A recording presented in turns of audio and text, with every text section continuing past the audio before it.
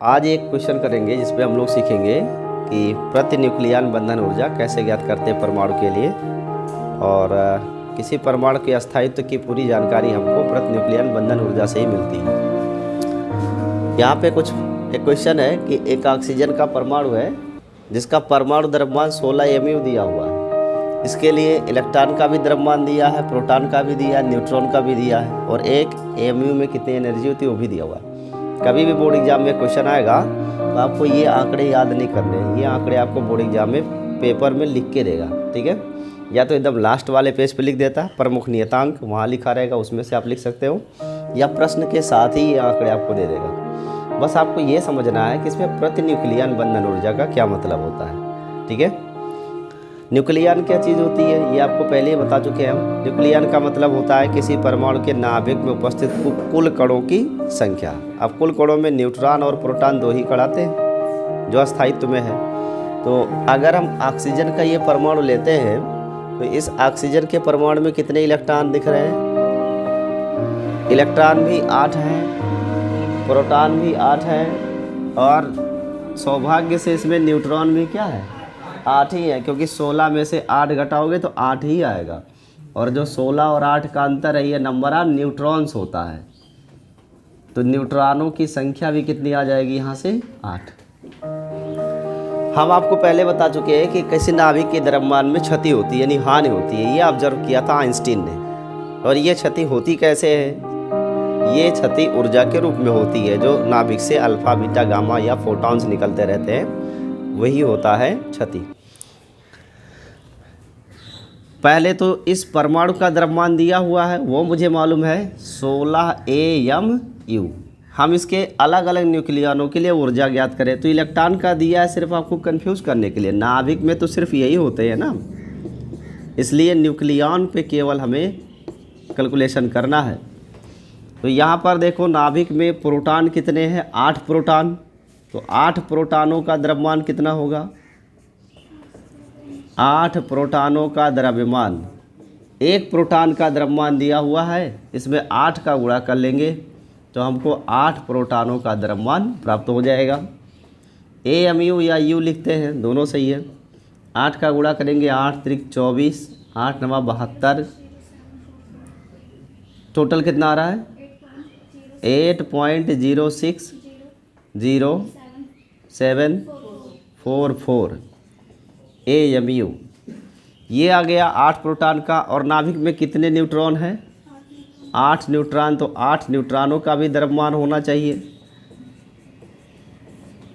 एक न्यूट्रॉन का द्रव्यमान दिया हुआ है, 8 न्यूट्रॉनों का द्रव्यमान निकालने के लिए 1.00898 AMU में गुणा कर देंगे। कितना आएगा? 8 दूनी 16 जी, 8.07185 AMU। तो इस तरीके से स्वतंत्र 8 प्रोटॉनों का द्रव्यमान मिल गया और स्वतंत्र 8 न्यूट्रॉनों का द्रव्यमान मिल गया। ये दोनों का स्वतंत्र संयुक्त द्रव्यमान कितना है? दोनों को जोड़ लेंगे तो संयुक्त द्रव्यमान क्या मिलेगा हमें? संयुक्त द्रव्यमान जोड़ेंगे तो कितने? 1 2 3 4 5 6, 1 2 3 4 5 6, सही है। 6 4 10 का शून्य हासिल 1, 4 और 5 9, 1 10 का शून्य हासिल 1, 7 8 15 और 1 16 के 6 हासिल 1, 0 और 1 1 1 और हासिल 2, फिर 6 और 7 13 का 3 हासिल 1, 0 0 का 1 और 8 8, यानी 16.13260 AMU। ये आया संयुक्त द्रव्यमान।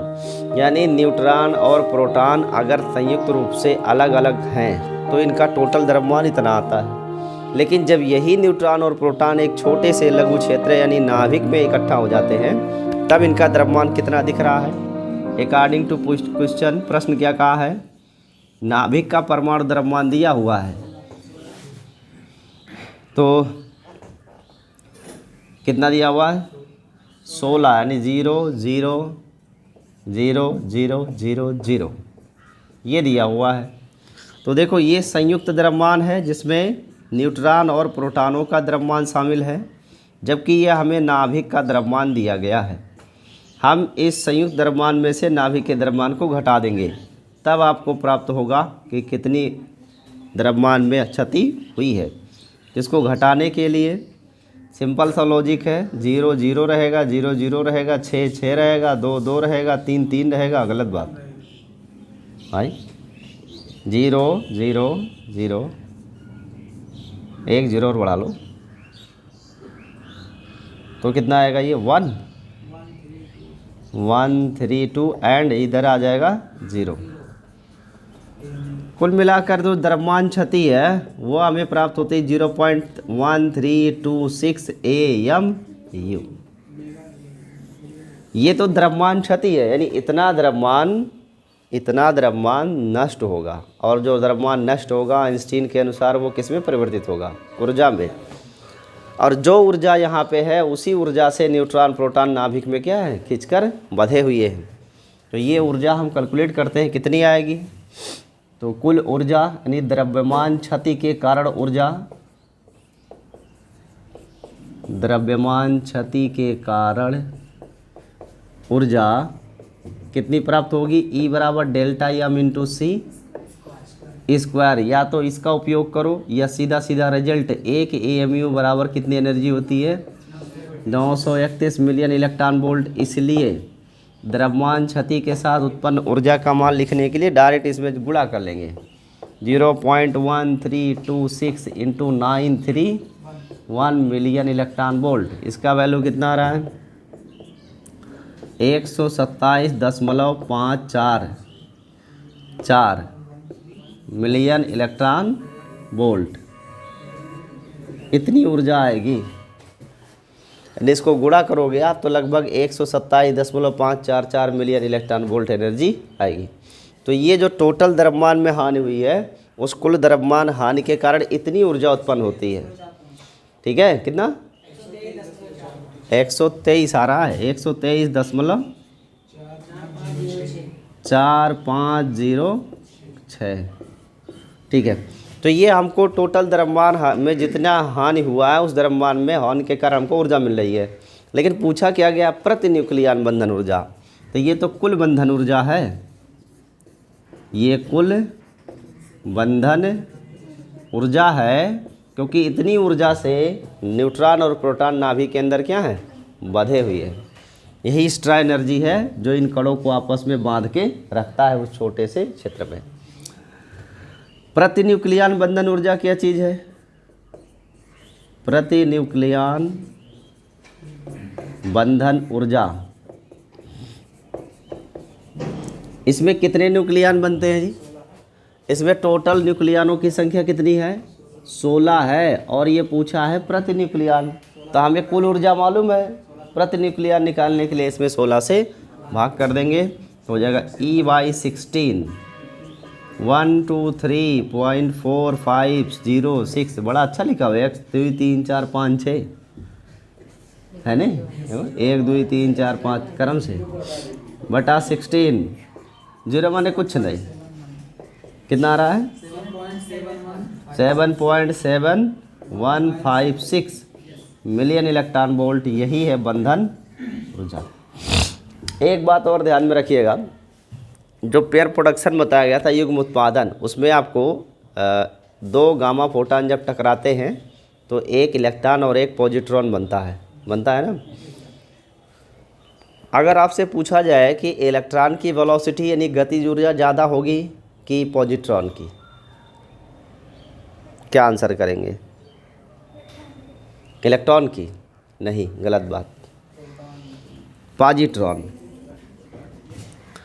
देखो 2 गामा फोटॉन जनरेट होते हैं क्या? इलेक्ट्रॉन और पॉजिट्रॉन। तो ये जो पॉजिट्रॉन है और जो इलेक्ट्रॉन है,